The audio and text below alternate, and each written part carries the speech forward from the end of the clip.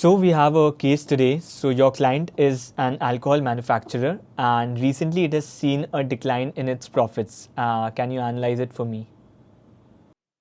Got it. So our client is an alcohol manufacturer who has recently seen a decline in profits. I'd like to start by asking few clarifying questions to understand the context better. Firstly, you mentioned that the client is an alcohol manufacturer. So could you give me a bit more idea about the product that they are selling? I understand there could be various varieties of alcohol and various SKUs that it can come in. Right. So you can assume for the case there's one product line, and at the same time there are multiple SKUs. But again, that is not the concern of the case. You can assume product lines and multiple SKUs. Got it. So we have one product line and multiple SKUs. Now, you mentioned that we are an alcohol manufacturer. Is it the only space in the value chain where we exist, or do we have a broader play across distribution, etc. as well? So typically we manufacture and then we sell our products. Basically, no other intermediary or anything of that sort that we have. We just manufacture and sell our products. Got it. And when you say we sell our product, who is the end customer to which the product goes? That's a good question because our end customers are not the retail stores or the typical consumers of the product. Rather, we sell it. We operate in a business to business model. That is, we sell it to hotels and bars and pubs specifically, who in Got it. turn will sell it Eh, to the end consumers. Understood. Any particular split between these channels, or is it uh, fair to Not, assume that it is not relevant for the problem? yeah, not relevant to the problem. Got it. Understood. Now, you mentioned that our profits have declined. What has been the timeline of this occurrence? So we are seeing this decline since the last 6 months. 6 months, very well. And is it a issue which is specific to our company only, or have the competitors also faced a similar issue? So specifically, yes, it's our company. In fact, the competitors have seen an increase in their profits in the last 6 months. Some of the competitors have seen an increase in their profits. Interesting. Fair. I think this gives me a fair idea about the client context. Just to recap, so we understood that we have just one product line and multiple SKUs across all of which we are facing decline in profit. The decline in profit has been seen in the last 6 months. It is specific to our company, and as a matter of fact, the competitors have seen an increase. We are operating in the manufacturing part of the value chain, and then we sell the products to other businesses. So we are in a B2B frame, and our end customers are hotels, bars, and pubs. Right. Perfect. Now, I'd like to approach this problem by a structure splitting the profits into revenues and costs. So we see that the profits have declined. Do we have any idea whether there has been a significant change either across the revenue or the cost bucket? So revenue has been fairly constant, you can assume. However, yes, the costs have significantly increased for us. Got it. So since you say that the costs have increased and the revenues are flat, what I can do is I can lay out the value chain of the various cost buckets that might exist in the business, and then we can further deep dive to understand which is the major contributor. Sure, we can go ahead. Got it. Let me take a moment to structure this.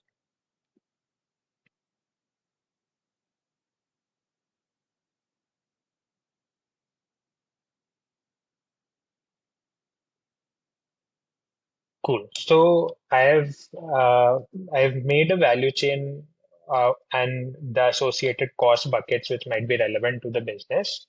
We'd start by R&D. So this would be all the expenses that go into making, formalizing new products. Then we go into the procurement expenses. This would involve procuring any or all raw materials, consumables, etc., which are relevant. Then we'd have inbound logistics to get the raw materials to our manufacturing facility. Then we'll have a processing bucket where these raw materials will get processed to get to the final good. Then we'll have storage in case we have some warehousing where there's an interim storage of the products. Then we'll have outbound logistics, which would involve taking this to our end customers, in this case, pubs, bars, etc. And then we might also have some selling, general, and administrative expenses. In this case, any or all incentives which we are giving to the people to push our products. So does this sound comprehensive? Yes, it's fairly comprehensive, I guess. Got it. Any particular bucket you would want me to deep dive, or should I go one by one Yes, across the I entire think chain? the procurement of raw materials, that's an interesting bucket. We can deep dive into this one. Sure. Let me take a moment to think of a comprehensive structure of where all the procurement costs can come through.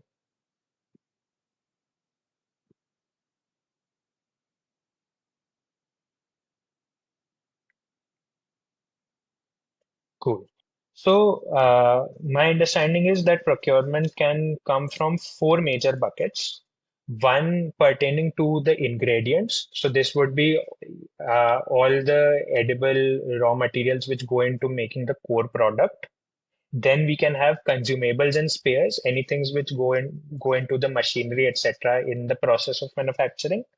Then we can have packaging, and finally we'll also have some fuel and utility expenses, which goes to run the entire processing system. Interesting. So, core ingredients and everything have remained the same, but the packaging one that you mentioned, that's an interesting space. Let's deep dive into this one. Got it. So packaging, I can split it further into internal and external packaging. What I mean by internal packaging would mean the core material in which the product goes in. So since we are in the alcobev industry here, it could either be cans, bottles, etc. And then we have the second external part, which is essentially the secondary packaging. So any cartons, crate, etc., in which the material is further packaged to send it to the end customer. So any specific vertical where we have seen an issue? Interesting. That's a very comprehensive split, actually, considering both the internal and the external packaging materials. But yes, we do package in bottles. We don't have cans. We package our product in bottles before we send them out. Got it. And yes, we can deep dive into this. We have seen an increase in total cost of the bottles that we are consuming. Got it. So you've mentioned that we have seen an increase in the cost of bottles. Just to understand this better, we might be procuring the bottles from somewhere else, right? Or do we manufacture them in-house? No, we procure the bottles from outside. Okay. And when we are procuring from outside, basically the total procurement cost would be a sum of quantity coming from each supplier times the cost of procurement from each of the suppliers. So has the supplier mix or the specific cost contracts that we have with them, have they changed over the last 6 months? Not really. In fact, they have been fairly constant across 2 years. Got it. This is interesting. So, this means that while our revenues have been constant and the supplier mix has not changed, and the cost at which we are procuring from each of the suppliers is also the same, still the total cost of procurement is going up. Right. This is a bit confusing. Do we have any additional data that can help understand the situation better? Indeed, we have some data points that you can note down.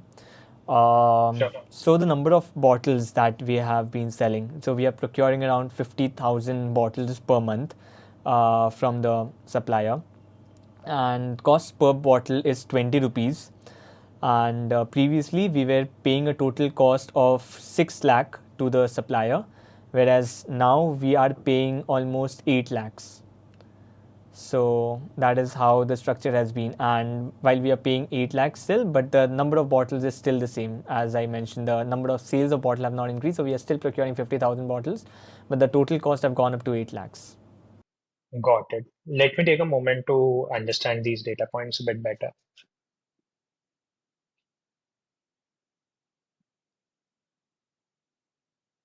So one thing that strikes me is that you mentioned we are procuring 50,000 bottles and cost per bottle is 20. So according to this, the total cost should have been 10 lakhs. However, Right. you've mentioned that our spend on procurement has only been 6 lakhs. So are we getting any rebates or any volume discounts due to which the numbers don't match? That's a very interesting catch, actually. Yes, as you rightly mentioned, the total costs do not match. But yes, in this case, it's not a game of volume discounts. Can you think of something else as well? The other things which come to my mind is maybe is there any wastage, any pilferage that happens which might affect this number? No, not really. Pilferage would have increased our cost actually, but we are paying less than the total. So something else can you think about? Mm. I'm stuck here. Could you please help me with Okay, some so direction? you have you specifically mentioned about volume discounts, which is a very good point, but that was from the supplier's point of view, right? Can you think about something from your consumers or your customers' point of view as well? Got it. So one thing that strikes me here is that you mentioned our end consumers are the bars, restaurants, etc., and we are supplying in glass bottles. So I'm assuming when they're serving to their customers, the bottles get emptied and stored back. So is there any reverse logistics and any reuse of material that happens? Right, and I think that's spot on. Yes, there is reuse of material that happens. Basically, they send us back these bottles once they have emptied it, Interesting. once they have stored it. Then they return these bottles to us, which we reuse for packaging. Understood. This sounds interesting. However, you also mentioned that our competitors are not facing this problem. Anything that we do differently from the competitors here? Uh, yes, actually, our competitors never use this kind of a reverse logistics before. They've Okay, recently started doing it, and this was only our core competence. We were using this kind of a reverse logistics. They were not doing it before. got Can you it. think of specific reasons why maybe we are not able to reuse the bottles anymore? We were able to do it before, but now we are not. We have not been able to reuse the same number of bottles, and that is why we are the total costs are increasing. Got it. Okay, so I can structure the reuse of bottles using an equation. So basically, the number of bottles that we are reusing can be put as the total number of bottles that we are selling times the percentage rate of return times 1 minus the pilferage rate. So rate of return basically means, let's say for every 100 bottles that we have sold, how many are we getting back from the customers? And then pilferage basically denotes that for every 100 bottles that the customer is returning, how many are actually usable for us? So there might be breakage during transit, there might be any quality or cleanliness or any issues due to which we are not able to use few of the bottles. Interesting. That's I think a very good structure, and we are specifically facing problem in the percentage return. The number of bottles that the customers or our particular customers are returning, that has reduced. Got it. So you mentioned that a while back our competitors started the reverse logistics part, and at the same time, our return rate has gone down in the same period. So, That's an interesting catch because I think you have cracked the case as well. Yes, so the reason that we are getting less bottles is because our competitors have also started doing this kind of reverse logistics, and they have started paying our end consumers. So they are taking our bottle, they are paying 5 rupees per bottle, and reusing those bottles that can be used. Whereas so far we were collecting the bottles for absolutely free. So that's why the Got it. customers are preferring to give those bottles to our competitors who are making use of it. Understood. Would you like me to chalk out some recommendations on how we can solve this? Yes, sure. The client needs it. Sure. Let me take a moment to structure them.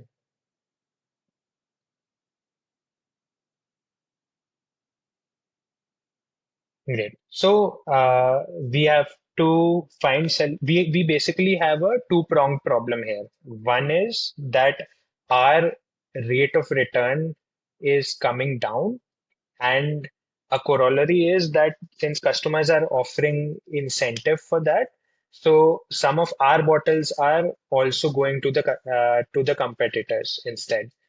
Is that a fair articulation of the problem at hand? Then I'll structure my recommendations into two parts. One is on deterrence, how we can avoid the competitors from taking our bottles. And second would be incentivization on how we can incentivize the end customers to return the bottles to us. So the deterrence part can be split into monetary and non-monetary. Monetary part would involve penalties, etc. And since you mentioned this is such a competitive space and we are already losing profit, I think it would not make much of business sense. So I'd cross this bucket out. But on the non-monetary part, we can think of ways in which the bottles are not useful for our competitors. So this could be in two forms. Either we have some different shape, material, color, etc. of the bottle so that it is distinct from the competitors and they cannot reuse it. The other is we can have a different size of our SKUs so that it clearly comes out that the bottles are ours and not theirs. So that is the deterrence part. Again, on the incentive part, we can split into monetary and non-monetary. So monetary incentives, just like our competitors are doing, we can give some monetary incentives to the end customer to return the bottles back. From the numbers, it does come out that giving a 4-5 rupee incentive would still make the equation better for us in totality. And we can also think of few non-monetary incentives. So from the top of my mind, we can give some free products or extra bottles uh, if the customers return a set number of bottle to us. So those would be my recommendations. Interesting. I think we have fairly covered that, and I really like the structure of deterrence as well as incentivizing. Either we can deter them from not giving it to our competitors, or we can incentivize them for giving it to us. And I really like the structure. And I think we can close the case here. Thank you so much for this.